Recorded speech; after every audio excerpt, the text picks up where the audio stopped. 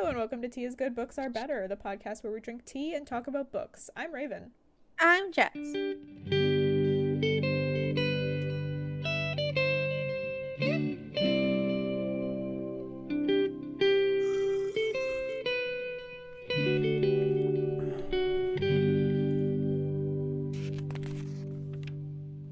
What are we drinking today? I'm drinking green tea with honey. Oh, nice. Thank you. I'm drinking a lavender herbal tea. Ooh, does it taste like soap? Yeah, I guess so. I fed you the Earl Grey lavender one a couple weeks ago. Oh. What did you think of it? I don't remember it. I think I liked it. If it was the black tea you gave me most recently, then I liked it. It was, yeah. I liked it. I think lavender and Earl Grey probably go together. Yeah, I think so. They blend Earl well. Grey has a nice flavor to it. Sweetness, herbaliness. It already has like bergamot in it or something, Yeah. which is also, I think, a type of flower. I don't know. Oh, okay. But yeah, this one's definitely soapy. I don't think you would like it. But anyway, where did we leave off our characters? With Davos, Melisandre attributes Rob's death with the burning of the leeches, and she seems to want to sacrifice Robert's bastard that they have with them to help them win this Game of Thrones, I guess. Then with Jon and his brothers successfully fight off the wildlings from the south, which leads to the death of Ygritte. Oh, no. Oh, no. Not Ygritte. All right, so chapter 63 is Davos. Davos looks down from the gallery, watching Melisandre, Stannis, Selyse, and other worshippers gathered around the fire, praying loudly and thanking R'hllor. Davos observes that Stannis looks uncomfortable. He's with the worshippers, but not one of them, Davos thinks. That's so interesting. I don't remember how it is in the show, but again, I've said this before. I think it's so interesting that Stannis is like relying so heavily on this Lord of Light shit, and yet he doesn't even really believe it. Like, what is happening? Unusual. Like, it's working for him, but he's still kind of like, It's a little sus. Is he my god? Yeah. He's very, I feel like, a realistic kind of dude. Yeah. I don't think he even, like, I can't even see him praying to the seven. Yeah. Exactly. So I don't really know what's going on in his head. He would be fascinating as a perspective character. He would. I wonder. Yeah. I don't think that's gonna happen. All right. Someone called Sir Andrew whispers. Well, I wrote that wrong. Someone called Sir Andrew whispers to Davos that it's time. Davos agrees and turns away from the window. As they walk, he thinks about the time when he asked Melisandre to teach him how to see the future in the flames. Which I'm surprised Davos would ask that. Right? Was he seriously wanting to learn? Or I wonder if it was more of a know your enemy type of thing. I see it as a know your enemy thing. Yeah, that makes way more sense for Davos. Uh-huh. Or maybe he's trying to like catch her in a lie or something. Could be trying that, but I think after seeing the shadow thing come out of her, he's like, oh god, she's evil. That's true. He can't. Yeah, she has power, but it's evil. Yeah, that's true. Mel told him it took years of training. When Davos asked how Sir Axel learned the trick so quickly then, she said any cat may stare into a fire and see red mice at play. So wow. I think that's a mad diss on Sir Axel. Yes. Okay, but true. She's saying he can't see shit. Yeah, I like that she's not being like, oh, he does. Woo. Yeah, it does add like a little bit of integrity, I guess, to what she's saying. Yep. Davos and his men were nervous she might see their intentions in her flames, but had convinced themselves she couldn't possibly see everything. Ooh, what intentions? Ooh. Davos pushes open the door to Maester Pylos' chambers, and he's in there with Edric Storm. Maester Pylos tells Edric to go with Lord Davos. The Maester stays behind, and Edric leaves with Davos and his men. When he asks where they are going, Davos says a ship awaits him at the water, one of Salador Sand's ships. Edric hesitates and asks if Shireen is going too. When Davos says no, Edric insists on saying goodbye, but Davos tells him there's no time. Davos says he will tell her for Edric, and Edric can write her a letter when he gets to where he's going. Okay. Edric keeps questioning what's happening, even saying he wants to see his uncle, King Stannis. Davos eventually has to threaten Edric with the king's wrath if he doesn't cooperate now, and shows off his own missing fingers as proof of Stannis' anger. He's like, you want this? You want this, kid? But it's all lies. Stannis actually wasn't angry at all when he had cut off the ends of Davos' fingers. Nope. It was just a quiet sort of meditative thing. It's just, assertiveness. It's how he calms himself. Chops off some fingers. The threat works anyway, but Edric says that Stannis shouldn't have done that, which is interesting. Oh. Okay. Why do you think Edric thinks Stannis should not have cut off Davos' fingers?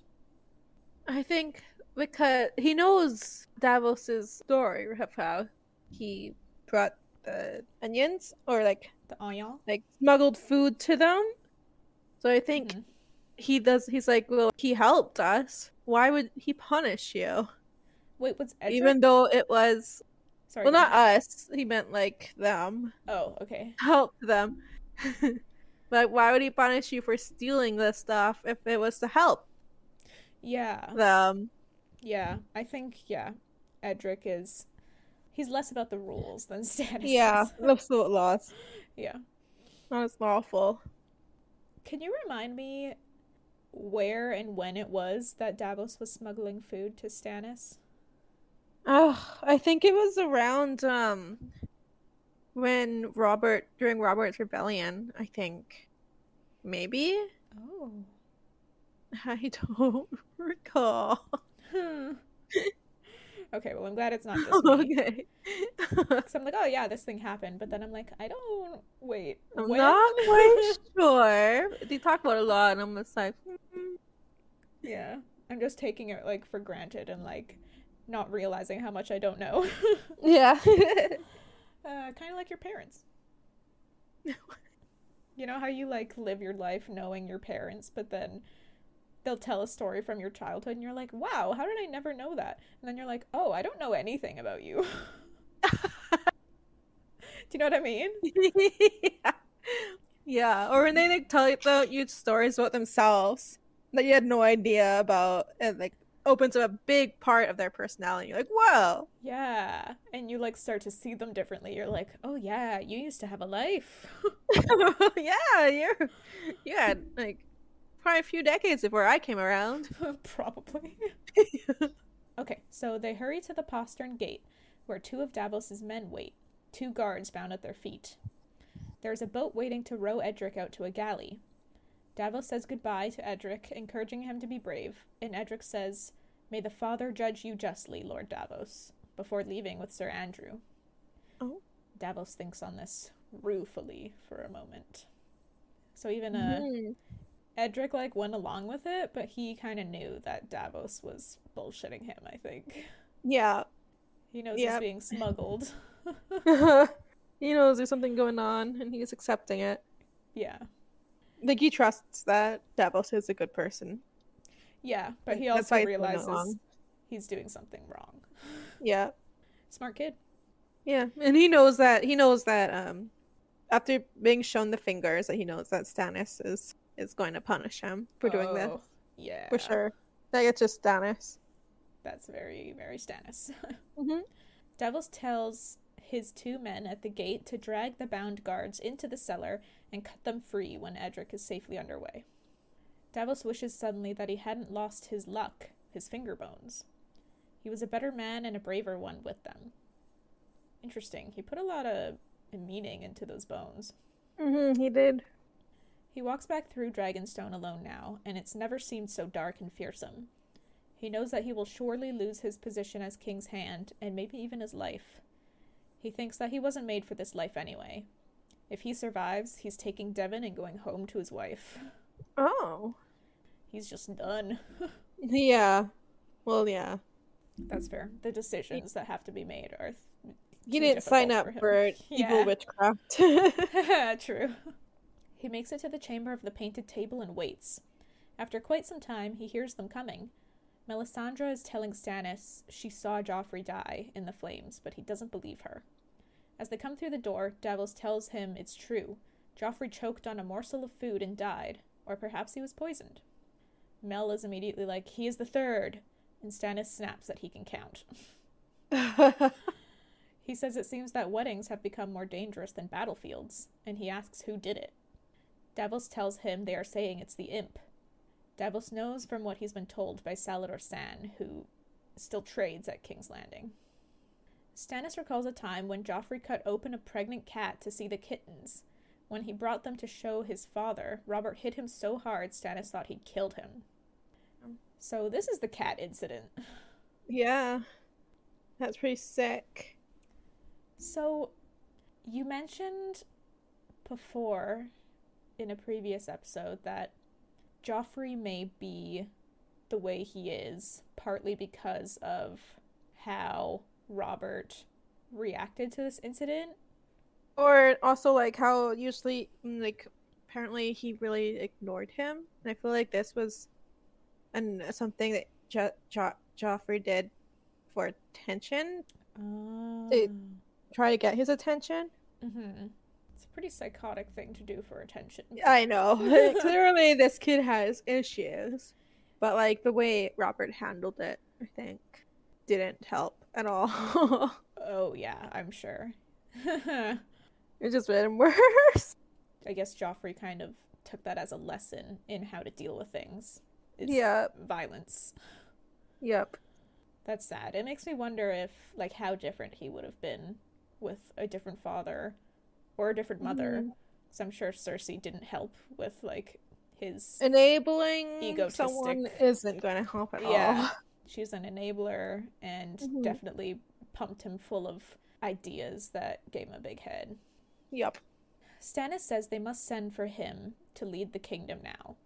But Mel says they will not. They will crown Joffrey's brother, Tommen. Stannis says that Tommen is gentler than Joffrey, but born of the same incest and still a monster. Mel begs him to give her the boy, and Davos says his name loudly. Edric Storm! You're talking about Edric Storm! Stannis rounds on him, saying he knows the kid's name, and he asks Mel if there is truly no other way. She says she will give him his kingdom if he gives her the boy. Davos says he can't because the boy is gone. He is aboard a Lyseni galley, safely out to sea. And he sees a flicker of dismay in Mel's face and realizes she didn't see it in her flames. Ooh, shit. She got. At first, Stannis thinks Salladhor Saan abducted the boy for money, but Mel quickly corrects him, saying this was his hand's work. And she demands Davos bring him back. But Davos says Edric Storm is out of even his reach now. Mel asks Davos if he knows what he's done. Davos says he's done his duty, and Stannis says some might call it treason. But Stannis sounds more tired than angry. I don't think he wanted to kill Edric Storm. Yeah, so maybe it's like a mix of relief, but at the same time he's like... Yeah. Also, he's tired of them constantly fighting each other. Like, why aren't you falling in line, Davos? Yeah. Stannis does remind Davos that he raised him up from the dirt, and he asks if loyalty is too much to ask for. Davos is like, bruh, 4 of my sons died for you on the Blackwater, and I nearly did as well. So he's like, do you always have my loyalty? Davos says Stannis made him swear to give him honest counsel and defend his people. Is Edric Storm not one of his people? Hee. Ha! Stannis says sacrifice is never easy. Mel butts in, saying Azor Ahai tempered Lightbringer in the heart of his own wife. If a man with 1,000 cows gives 1 cow, that is nothing. If a man offers the only cow he owns, however... Davos interrupts her, saying she's speaking of cows when he's speaking of a boy. Stannis' daughter's friend and his brother's son. Mel says he hasn't saved the boy. He will die with the rest when the darkness and cold cover the earth. Davos makes a remark that a king who doesn't defend his people is no king, Stannis draws his sword as he finishes saying that. Yeah. Davos kneels and offers his head, but asks for Stannis to hear him first. Stannis tells him to speak quickly. Davos pulls a piece of parchment from his cloak and begins to read it by the light of the magic sword. Oh, interesting. What is he reading? I think it's from the Watch. Yeah, that letter, right? That never came to him. Wildlings! The wildlings are coming! I think. That's what I thought of immediately, too. Or also the letter of that Mormont sent about being attacked too. I don't know if they got that. Wait, which letter? When what's his face? Sam sent the letters when they were being attacked at the Fist. Oh, yeah. They sent them to Maester Aemon, and then Maester Aemon sent those help letters out to all the lords and ladies. Right. Well, that is Davos's chapter. Ooh, that letter. You're just intrigued by the letter. Yeah. But, like, I'm also kind of questioning whether it is the letter from the Night's Watch, because Davos himself knows that Stannis can't help. So what exactly would be the purpose of telling Stannis this?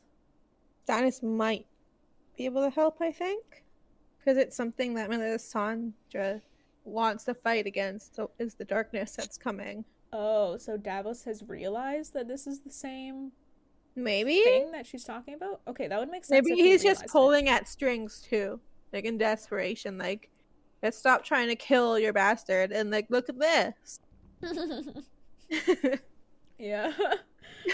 He's just like a distraction, standing over in the corner while Edric Storm sails off being like, look at me, look at me. Hey everyone, just a quick aside. We just became affiliates of Buzzsprout, which is the hosting platform we use for our podcast. If you're interested in creating your own podcast, please consider using Buzzsprout. It made it easy to get our podcast on Spotify, Apple Podcasts, and dozens of other streaming platforms. They also provide you with a podcast website, detailed analytics to see how your episodes are performing, and tons of guides on how to improve your listenability.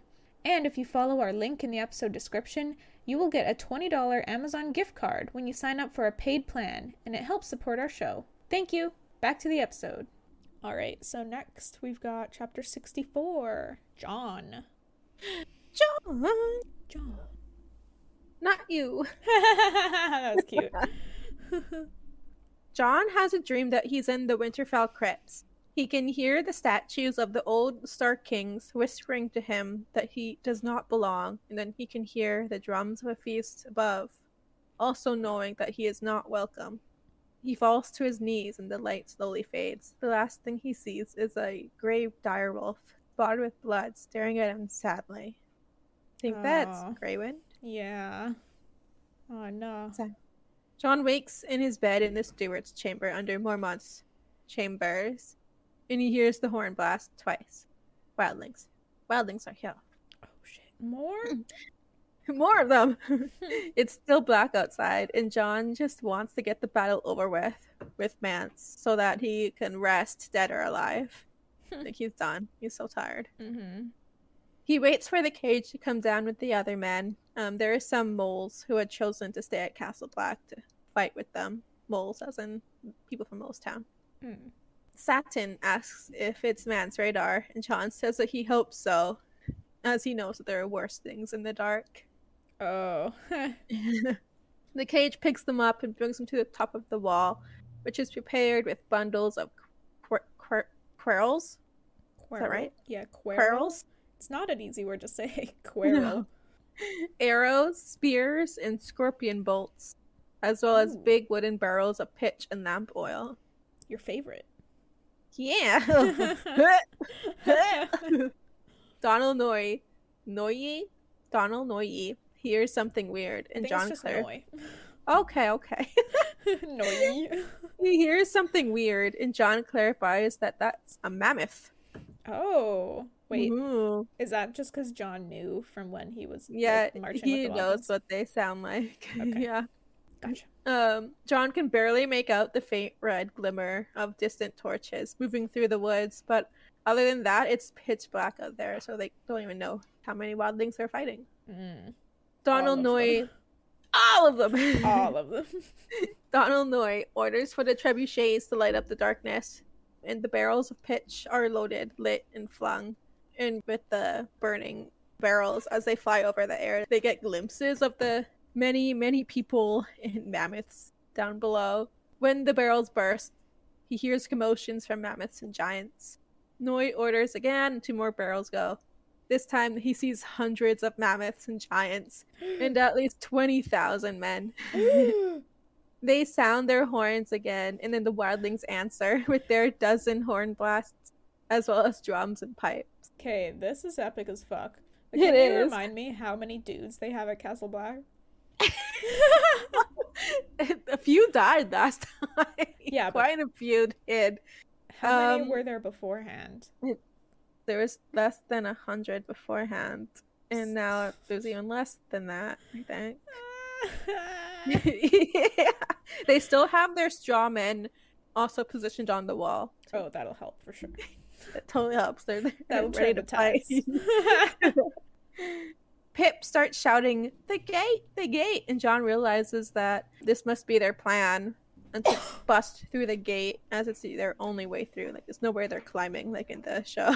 Oh, wait, what? They're busting their way through. They tried to climb in the show? Yeah, in the show, they freaking had grappling hooks, and they're like climbing. Like, Damn, yeah. I'll go more on the show later. Oh, okay.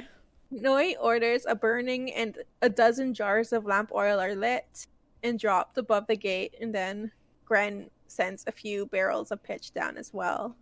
And then the shouts below turn to screams. So it's like it's everyone who's at the gate burns alive.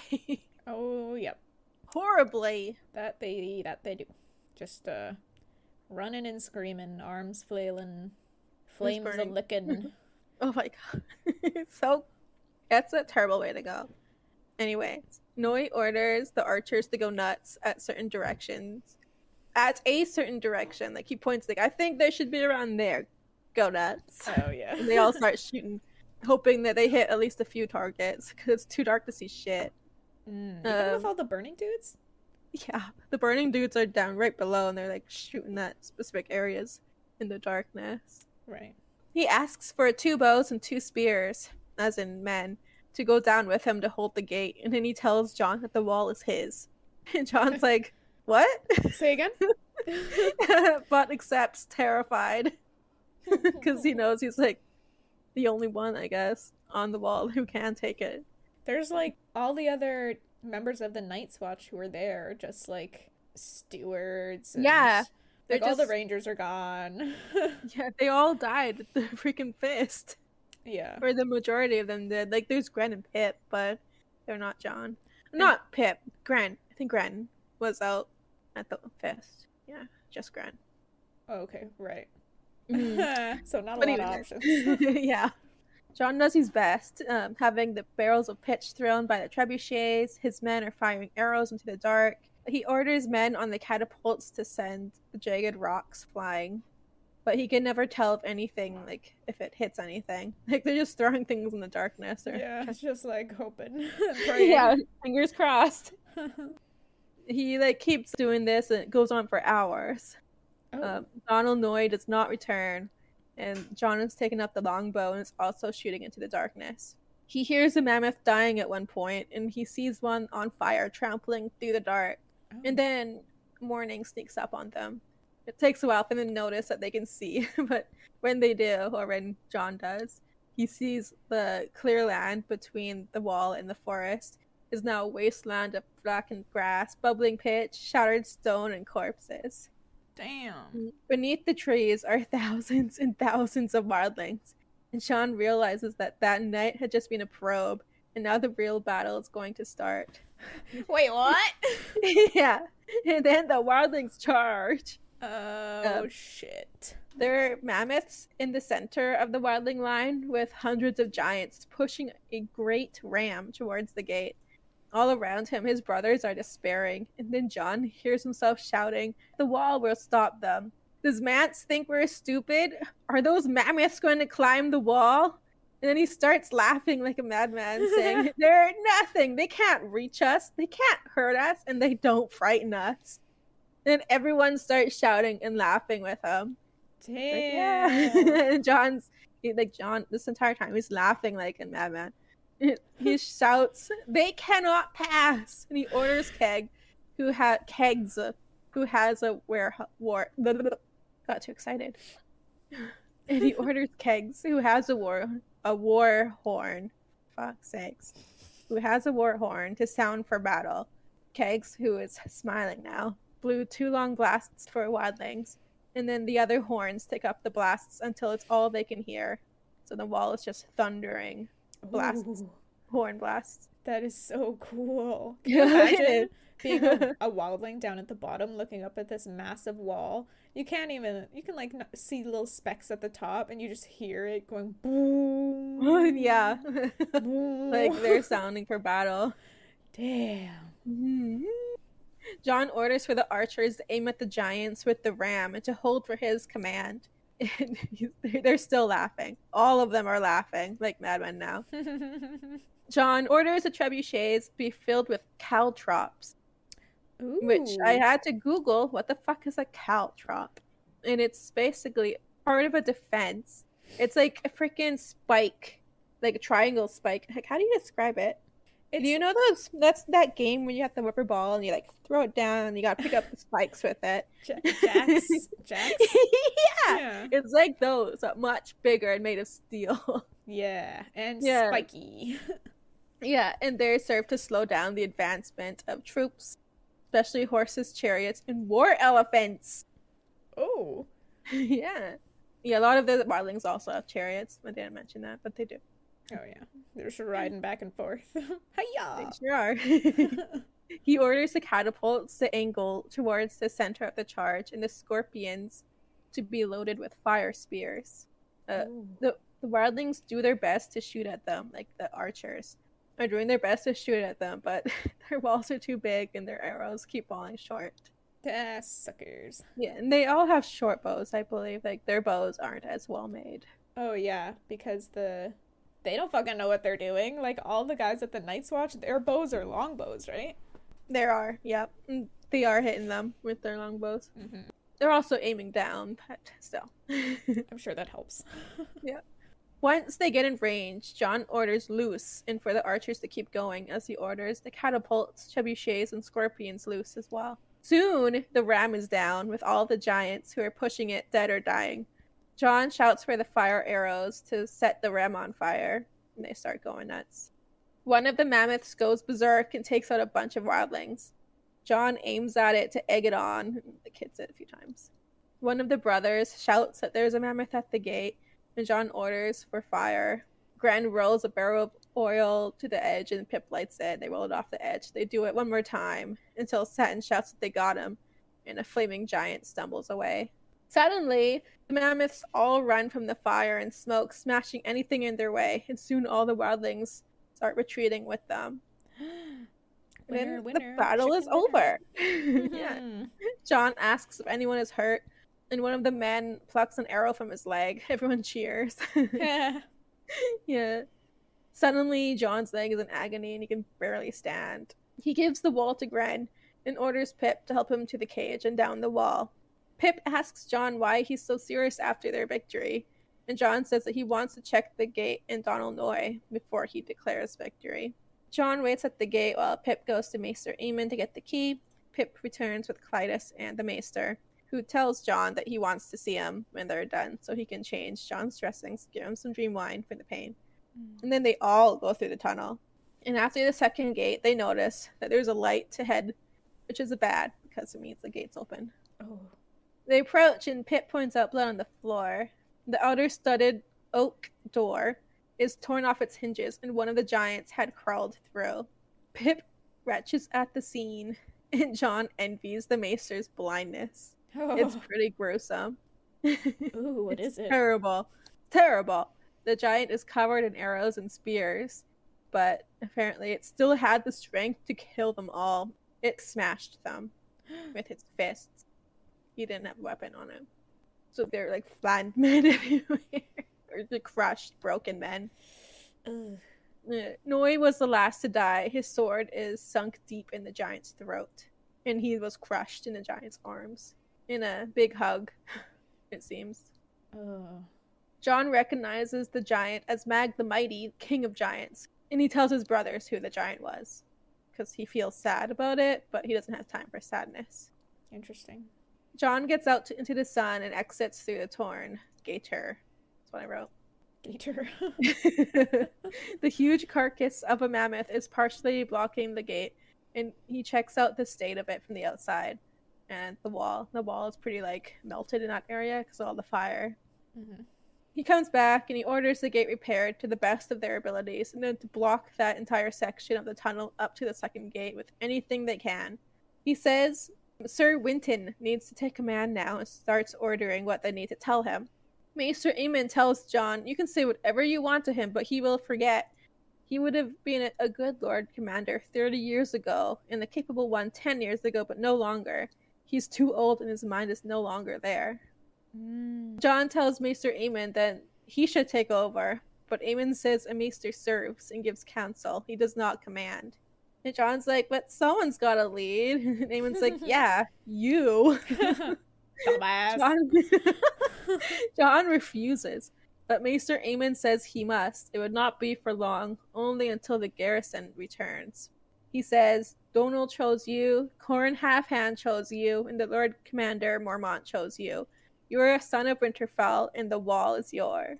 And that is that chapter! Oh, shit. It was pretty freaking epic. That was actually a really epic chapter. And I feel like George was kind of flexing his knowledge on, like, battle tactics. Right? Or, like, all the weapons and, like, the shit that they even used. I didn't know a lot about this stuff. What kinds of things were you not aware of? The caltrops? Yeah, of course. And, like, even, like, reading these books, I've learned so much about weapons. Medieval weapons, like, the scorpions, like, I never know what those were. Wait, even after hearing what they were in the show. Yeah. Are they? I thought that they were Game of Thrones exclusive. Where? It's basically just a giant crossbow, right? It was used by ancient Romans. And it was called a scorpion? It was called a Scorpio. Scorpio. Oh, okay. Well. And it was a pretty big crossbow. I just learned a thing. It was created by the Roman architect and engineer Vitruvius in the 1st century BC. Did you say architect? I said architect. Oh my god. Yeah, architect. Sometimes I don't know if you're like playing or if you're serious. I read it how I see it. When I talk, I know how to say it. But when I'm reading it. It's like when someone gives me colonel, I'm going to be like, colonel? Colonel? Oh. I see. Colonel. Donal Noy is dead, which is sad. Yeah, he led the battle with the wildlings coming from the south. Mm-hmm. He was a homie. And he was just the blacksmith. Yeah, with one arm. Yeah. What a badass. He was. And of course he would die in the most badass way. Of course. Kills a giant and gets crushed by it. The king of giants. The king of giants. Mag the Mighty. Huh. That is pretty badass. And I was a fan of, I don't think you mentioned Zay, but she was like a whore from Molestown. Oh yeah, she's still there. Yeah, so she stuck around and was pretty good with a bow. So she was like up on the wall shooting. Yep, with the rest of them. Oh yeah, she was. Yeah. Remember in this show though, it was really theatrical in a sense that the wildlings were able to get at them. The archers were shooting at them. They were coming down. They were climbing up. All that. Like, here in the books, which is, I guess, is way more realistic, like, they had no chance at all. Like, their only thing was to get through that gate. I guess it makes more sense visually to have more going on, because I guess if they're just sitting there, like, on top of the wall, just shooting into the darkness and being like, okay, over there. Okay. Yeah, it would be boring. They had to make it more theatrical. Yeah. Make it more interesting for those watchers. Exactly. Oh yeah, was there any other differences from the show that you wanted to mention? Like, did the wildlings get through the gate? No, it was exactly the same thing. I think Okay. it was a giant got in and killed all of them who went down to stop it. Mm. Oh, was what's his face there in the show? What's his face? Mance? The one who does not like Jon Snow on the wall. The butthole. Alistair Thorne? Oh, Alistair Thorne? Yeah, he was there. And he was pretty cowardly, I think. Oh, he would be. Like, he gave the wall to Jon and, like, took off. Or he gave the wall to someone else who also gave the wall to Jon and Wait, took off. where is Alistair Thorne right now in the book? I haven't read about him in a while. I literally have no idea what happened to him. Like, the last thing I heard about him, I think he went to King's Landing. Oh, you're right. Perhaps. Like, is he still there or what? Chilling? Or maybe he's on his way back. What happened to this guy? Right. Last thing I read about him was Tyrion being told about him when he was Hand of the King. Whoa. That's been a hot minute. It was 80 years ago. Well, maybe he'll turn up and start causing problems. Wouldn't doubt it. I guess so. Warning, this is talking about politics. If you're not interested, please close off. Why do days go by so fast? Oh my god, I'm like, seriously, it actually happens the older you get. Like, time is just slipping away from me. Right? Months go by, you don't even realize it. You're like, what the fuck? Yeah. Like, as a kid, like, the time went by so slowly. Yeah, like a year felt like forever. Waiting for freaking birthdays or Christmases, freaking forever. We get so excited. I'm getting now, like, I'm not getting excited because they're coming so fast. Like, yeah, it's like Christmas again. Now I have to spend more money on this shit. God damn it. Bruh. And I like just a day too. Like, I feel like I can't do all the stuff I want to do and also have some time to relax. It's like one or the other. Exactly. I'm either like gonna be cleaning all day and exercising and writing, and that's gonna be my entire day, no chance for rest, or I just not do any of that. Or I pick one of those and rest. I remember seeing like a Reddit that someone was bringing that up, like how their parents completely never taught them like how much work it takes in the cleaning a home, and they're like talking about like coming to that realization as an adult, and now it's like you have to choose. Yeah. Like if you want the time, you have to like pay for cleaners to come in, and it's like, do I want to pay for my time, or do I need to take the time to save the money? It's like, I kind of agree. Like, cleaning takes so much. And it's draining. Like, it's not only the time that it takes up, but afterwards you're just tired and you want to sit down and you don't want to go do all this other shit you need to do. Exactly. Like, if you like want time, you have to clean every day. Yep. Just to keep up top of it. And still somehow the kitchen is always dirty. Right? Like, I clean it to immaculate condition, and then I turn around and make one cup of tea, turn back, and suddenly, like, joke's on it's you. a disaster. I'm like, how did this happen? It's too much. God. Too much! I agree. No one told me it sucked this much to be an adult. Yeah, it's like... a little better than being a kid. I can't even do, like, fun shit. Oh. I mean, I do, but, like, I can't have a hobby. Especially with the 40-hour work week. Yeah, that fucking sucks, dude. Yeah, I saw another Reddit thread where someone said, like, actually I think it was a tweet that was put on Reddit of someone saying, like, I'm not jealous of rich people because of all the money they have, but because that they can pursue their hobbies and interests without working a grueling 40-hour work week. I think that's fair for some rich people, but other people, like, I don't know, certain actors or whatever, like, they have back-to-back projects that go on for months at a time, and or like artists, musical artists. Yeah. Like, they don't really get a break. They work for like a year nonstop, and then they can take how many years off before taking the next job. I guess that's true, though. Yeah. But during that year off, I think it's all about creating the next project. Yeah, if they want to work again. Yeah. They're working to retire at 40. God, that would be nice. Right? I mean, I wouldn't mind working my ass off if it meant that I can retire at 40. But like thinking like I'm gonna freaking retire at what, 70, 80? It's like, why? Why do I want to kick my ass every day for this?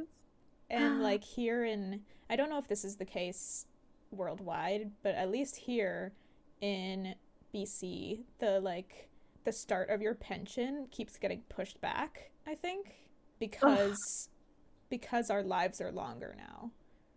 So fuck off. That means Shouldn't that mean that we deserve more life? Right? No, it means we have to retire later. We don't even get the option of retiring earlier. Oh my god. Unless you're just somehow insanely rich.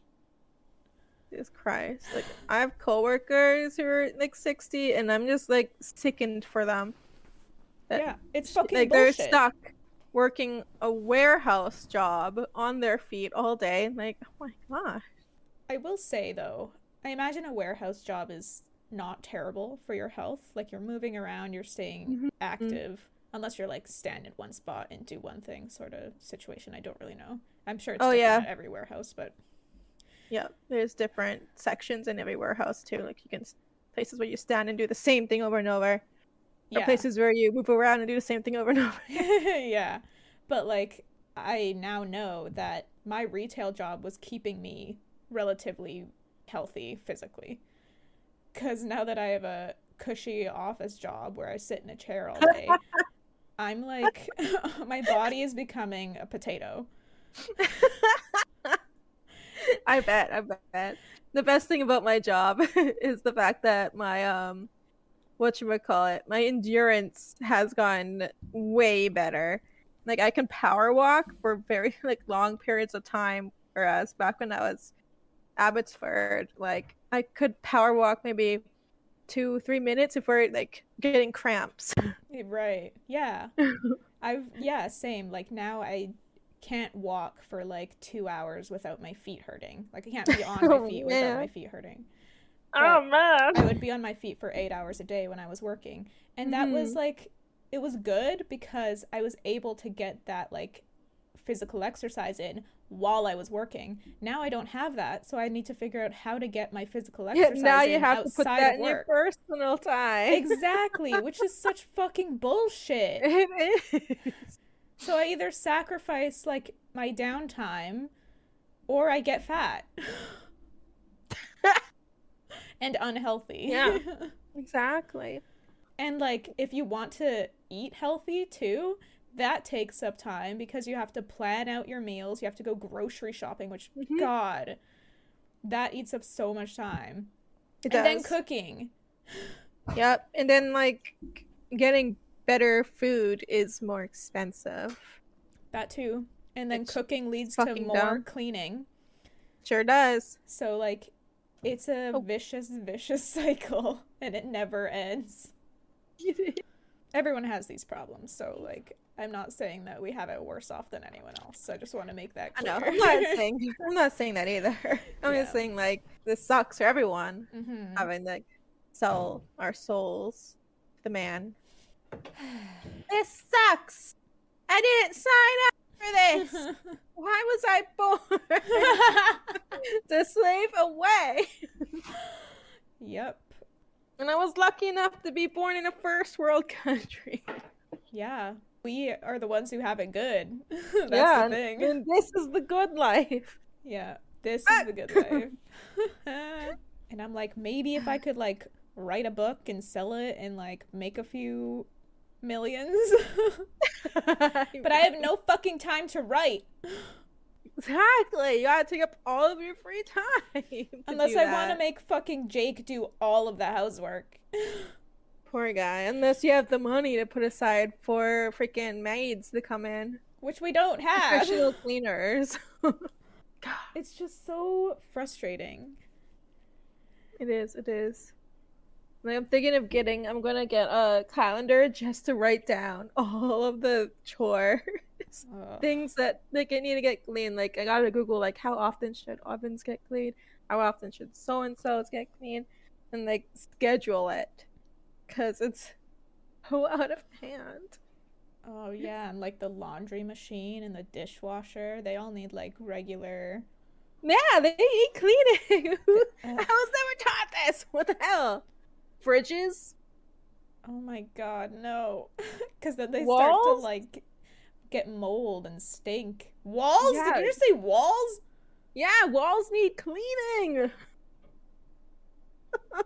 Okay, I'm gonna go kill myself now. Just bye.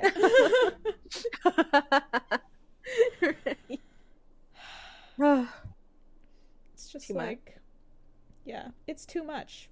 I don't have the time. I want to relax on my days off. Yeah. After working so hard. Goddamn. There's always going to be a sacrifice that you have to make. Up until I die, I'll be living this way, I guess. Well, that's so depressing. And like, the fucking boomers don't know how good they had it. Right. Dude, they were like buying houses at 20, living off of $5 an hour. Like being able to support a family in a house doing retail in the mall. Yeah. What happened? What happened? Why are they no longer worthy of livable wages? What happened? That is a very loaded question. Which I do not have the answer to. Right. It's just sad that, like, millennials get pegged as lazy and shit because we complain about this kind of thing. I know. It feels really unfair. Oh, it is. It's completely unfair. I wonder how different things will be for the Zoomers, or if it's just going to be the same way that it is for I think they're being pegged up as millennials as well. Like, I don't think boomers and Gen X separate millennials from Gen Z, and they're put together as the lazy kids who want handouts. There are a lot of major differences. There's like the fact that Zoomers have social media basically from the second that they're born. Yeah, they're raised with social media, which could have 1,000 different effects. Like, damn. Mm-hmm. I saw a Reddit thread again about like I think it was an Ask Reddit asking teachers the biggest differences between different generations. Mm-hmm. And Zoomers are said to be more compassionate, less likely to bully, and more open-minded than any of the other previous generations. Yeah. So that gives me hope for our future. Like the generation after that will be even more open-minded and more ready to change the world, and the generation after that. So like I can see our future changing, but like probably not in our lifetime. Yeah. I was gonna mention that as well, is that there's a lot more, like you said, open-mindedness with the newer generations because they're growing up in a world where there's more understanding around sexuality and gender and race and all sorts of different things, religion. Mm-hmm. So yeah, that's definitely going to be a major positive that the Zoomers are growing up with. I feel like also like this generation, some of them are more aware of how fucked up the state is. Oh yeah, that too. World. And they like a lot of them want to change. That too. Are set into changing it. Yeah. They're growing up a lot more versed in politics and I don't know what the word is that I'm looking for, but it's like humanitarianism or something.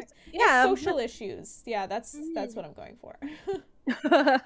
Social issues. They're a lot more aware and they're a lot more versed, and they care more, I think. Well, I think it naturally leads to that. The more you understand, I guess. the more you True. will care about it. And the older generations are going to be dying off along with their stupid ideals. So thank God for that. Yeah. Yeah. So I'm saying, I'm like trying to like comfort Johnny a little because he's very end of the world doomsday, or like he doesn't have any hope for humanity. He thinks we're gonna die off real soon. And I'm like trying to comfort him, like look at the newer generations, like they're a lot better. Like look at Greta, what's her face? Who? So rude. Greta, who was like been traveling around like shouting for global warming, for climate change awareness, and like demanding answers from the governments of different countries. Greta, what's her face? Yeah. So, I mean, I think it's, You know what I'm... things are gonna get worse before they get better, for sure. Yeah, of course. But that's how it happens. That's the how people learn. the one like kind of what if question is, are we going to get to the better part before we kill the planet? Right. Yeah. It's never going to be the way that it was in terms of like planetary health, but there are certain things that humanity can do to stabilize it again. Yeah. I think the planet itself will recover because it's done it time and time again after like various extinctions, like huge extinctions. It just doesn't need us. Like if we destroy the world, what we mean is that we're going to destroy ourselves and our societies. But I think the planet will most likely recover again. Leave us behind. Yeah, once we start moving on to Mars, Earth will recover. Man, you should hear Bill Nye's rants about these ideas of moving to Mars. Oh, is he like not about it? No, he's like, it's dumb. It's never gonna happen. Damn. Like, he's so passionate about it. It's so funny. I mean, he's a like, scientist. It won't work. But he's There's also no air. He's also a little kooky too. He is. I like him a lot. He's so funny. I feel like there's a bit of a controversy around him, but I forget what it was about. Huh. I think it was like, maybe it was about his like Netflix show or something, which came out a few years ago. Yeah, I watched those ones. Okay, I think I read and heard a lot that it just like was very, it didn't take in a lot of different perspectives. It was too simplistic for what it was trying to be, and ignored a lot of different concepts. Okay. That would refute what Bill Nye was claiming. Okay. So I don't know what those were, so I'm sorry I can't go into any more detail, but I think that was what I was hearing about it. Okay, sure. But watch it and judge for yourself, because I did not watch it. I watched it. I think the first 2 episodes he had people on the opposite, and let them say their thing. I don't think he debated with them. He just let them say their thing. Oh, interesting. But I don't really remember as much in the other episodes, the later episodes. I liked where he would have like he had a little segment on each episode of female scientists who were erased by men who like discovered things, and I like that a lot. Like they'd have an actor who'd pretend to be the scientist and like have her like be like really sassy and saying things, well, like, look at these guys did this to me, but I did it, and it was really funny. Oh, interesting. Like they took my work, but it was me. I do not doubt that at all. Yeah. Wasn't it a woman who like wrote the code for NASA to get to the moon or something? It was. I remember that. Oh, watch Hidden Figures if you want to know more about that whole thing. Figures. It's a good ass movie, and it's about all the women behind the space race. Hell yeah. Women of color. Yeah. Hidden Figures. I think there was a podcast I listened to. It was The Dark Side of History, and they had one on NASA and like how they prevented women from being astronauts for a long time, and then even after that, like after they agreed to let women be astronauts, it still took even more longer, like decades, before they actually started letting women go to space. What the fuck, dude? Right? Oh man, that makes me think about like how there's still so much bullshit going on for women these days. And like, oh, I don't know if you saw on Reddit, but there was that one Native American woman who just got sent to jail because she had a miscarriage at 17 weeks gestation. She had a miscarriage and was sent to prison for manslaughter. Mm-mm. That is Or so maybe it was up. for homicide. Either one. Look up the story.